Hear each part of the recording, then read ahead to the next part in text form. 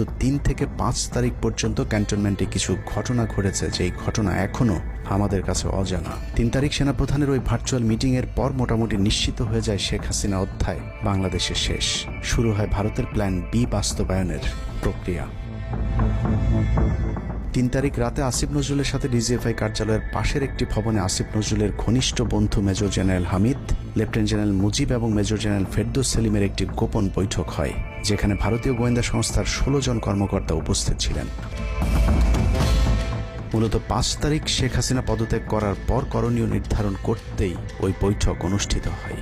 দীর্ঘ এই বৈঠক শেষে মোট ৩টি বিকল্প নির্ধারণ করা হয়। প্রথমটি জরুরি অবস্থা জারি করে সেনাবাহিনীর হাতে ক্ষমতা দেয়া, দ্বিতীয়টি আসিফ নজরুলকে প্রধান উপদেষ্টা করে একটি অন্তর্বর্তীকালীন সরকার গঠন।